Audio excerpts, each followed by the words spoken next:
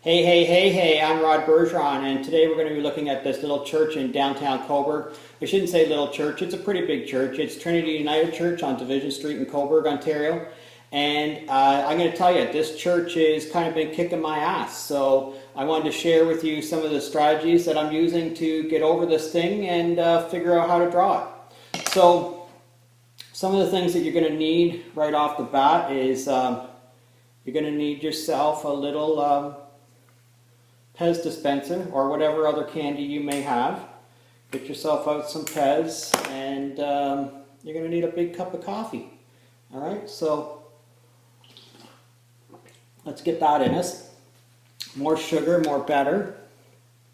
This is the drawing. I'll put up this is the my photocopy of the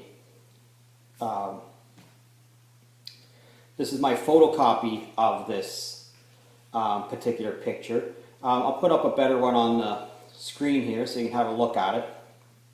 But it has this very, very tall spire, and you can see this everywhere in town.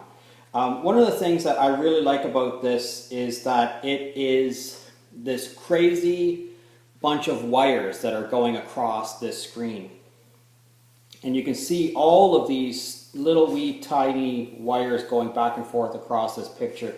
And I think that's what really makes an urban picture look urban, is when you include all the wires, when you include all of that crazy infrastructure that goes on inside of a city. When you include those, it really gives it that urban kind of a look, and that's what I'm usually going for, this messy, gritty, grimy thing. Here we have this very, very beautiful church, and over top of it are 10,000 telephone, electrical, cable, internet wires going in every particular direction to every particular house. And that's really important to include in this. But the thing about this church that's killing me is where this roof line and this roof line meet. All right?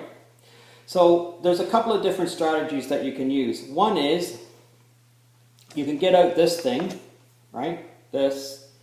You all had this in school, this and this, and one of those little math sets, and nobody ever really showed you how to use it. Well, I'm going to show you how to use it today. All right, so this tells you angles. That's what this thing is for. It tells you what every different possible angle from 0 to 180 degrees. So remember, a circle is 360 degrees. Half a circle is 180 degrees. So from 0 to 180 is half a circle. That's why this is half a circle. Okay? So I took this picture and I lightened it up a little bit, and I drew a line that is perpendicular, that is 90 degrees from here through that peak. And the way that you do that is you take this thing, you put it on the bottom of your picture, and you draw a line 90 degrees through the thing that you want to measure. Then you take this and you set this 90 degree line on there, line it all up nicely, and measure the angle on the other side, or measure the angle on the other side here. Now if that's not working because the line, this thing is covering up that line, you can just take this, lay it on there, draw it out like that, put this thing back on there, line it up onto the 90, and then you're going to be able to read it, and that says 10 degrees. Okay, so it's 10. Over here it could be 10 or 170. Well, it could be 10 or 170 depending upon how it is that you're reading it. They both mean the same thing. Again, for this one, you could put this on here, draw this line, all the way out there like that, put this on here, and measure it, and then that one's also 10 degrees. And then I write them right on this picture. All right, so you'll see there I've written on there 10 degrees, 10 degrees. The other thing that you can do while you have this is you can measure those things. So that's kind of a more complicated way. That's the way that I used to do it. Now I do it much simpler, and I would suggest that you do it this way. The first thing I do is I pick two sides of my photograph or two sides of my picture. All right, so for this particular case, I'm going to pick pick the bottom of the picture and the right hand side of the picture. And that's the way that I normally do it. I usually pick bottom and right, but you got to pick two sides. So you can't pick the left side and the right side, and you can't pick the top and the bottom. You got to pick bottom and one side or top and one side. All right? But those are your standards. So once you pick your standards, every measurement has to come from there, okay? You can't pick and then flip. It's always got to be those two sides. Okay, so for this particular one, I realized that this is the size of the piece of paper that I'm working on. This piece of paper. So this is a piece of Canson watercolor paper, and this is 18 by 24, okay? And this picture fits on here twice, all right? I should say twice width-wise and twice height-wise, all right? So all my measurements are going to be times 2, okay? So every measurement's going to be times 2.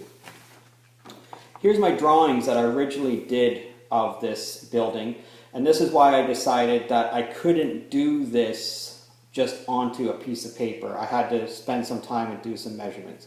Because every time I did a little thumbnail of it, I was not getting the spire in. I did a little thumbnail in it and I couldn't get all the spire into it. So, you know, I started thinking to myself, well, how is it that what is going to be the strategy that I'm going to use to transfer this onto the page? So I had to, you know, think back about ways that I've done it in the past.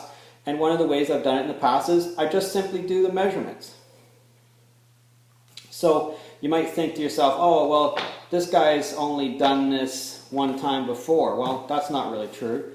Here is a little cabin that I did in the woods. It's a trapper cabin of my friend's. So I wanted to do this bigger. This is a quick little sketch that I did on site. It was a pretty good little sketch, but I wanted to do it much bigger. So how am I going to do it bigger? Well, how I decided to do it bigger was I decided I was going to take this sketch along with my other drawings and along with my photographs, and I was going to measure it out to figure out all these angles. And so that's what all these are. All of these are measurements about the size of this on the photograph and the size of these on the drawings. I bring all those together to create one set of measurements. All right?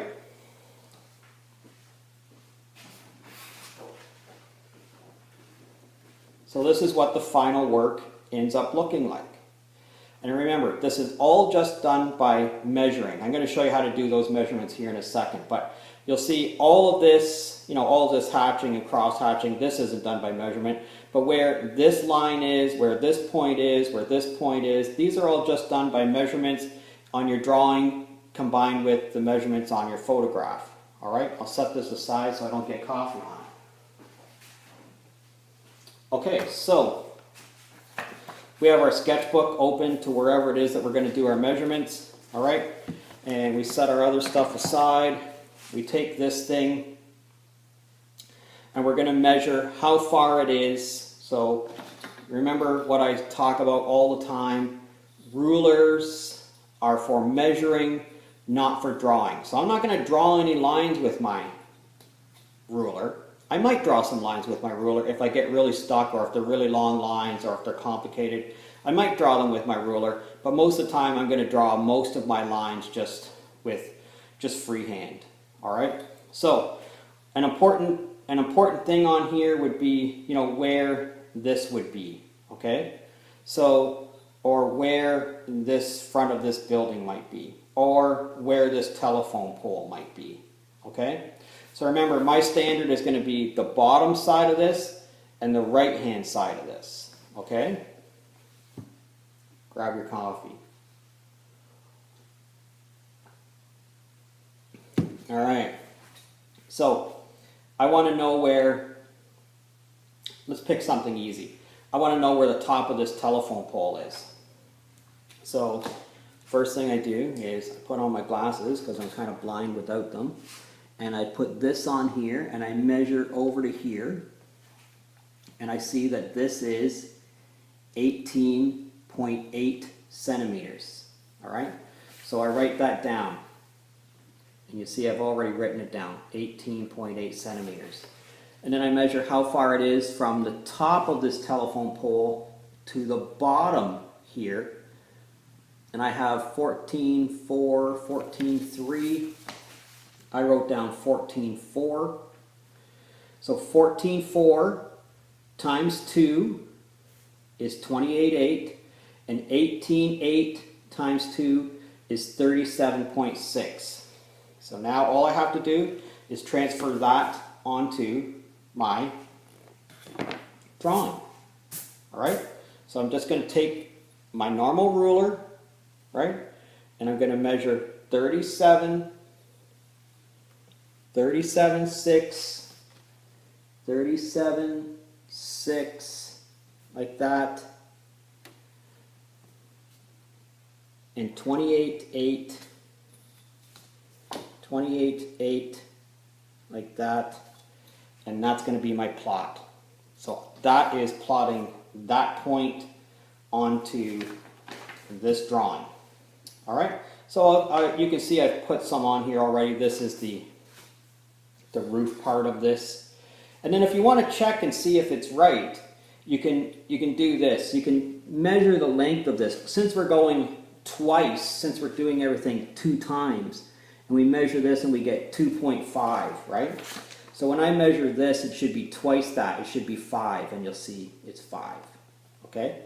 So plotting points like that takes a long time, but it's very, very accurate. So I don't do that for all of my drawing. I'm just going to do that for the main things, and then I'm going to put all of my nice piece of English, and then I'm going to put all of my detail work in just roughly by hand. I'm also going to edit out this tree. I'm probably going to edit out these bushes. I'm definitely going to edit out these cars. This car is going to get edited out.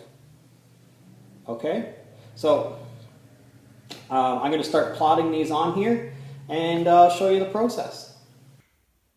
You're probably going to need candy for this and some coffee. Be really careful. You know, I'm an idiot, so I kind of got my coffee over top of my drawing. This is a do as I say, not as I do moment. I would never ask students to do that, so please be careful.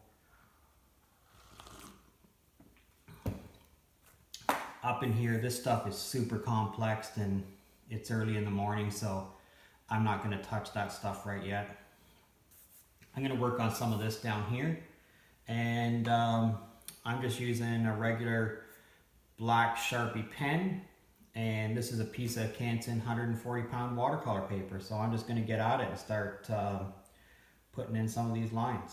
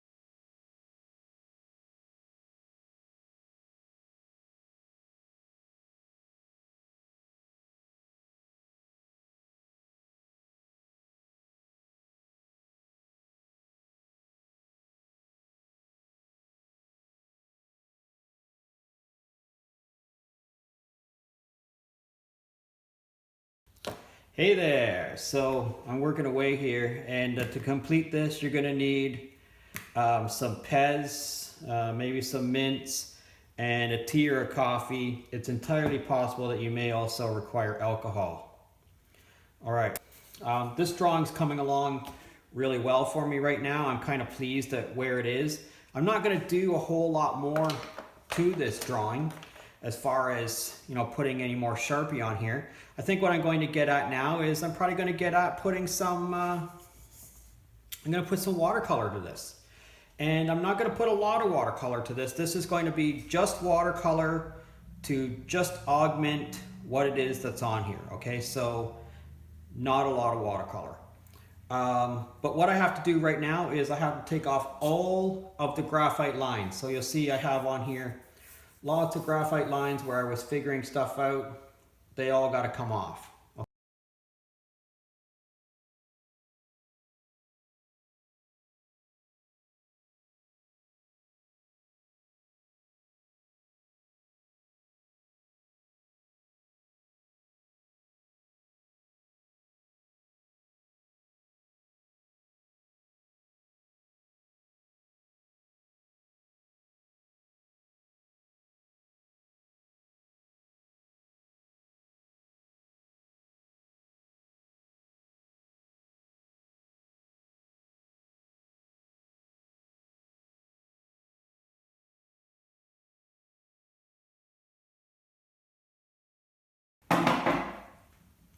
Okay, so one of the things that I want to make really clear is that this is going to be a drawing that I have added a little bit of paint to enhance the drawing.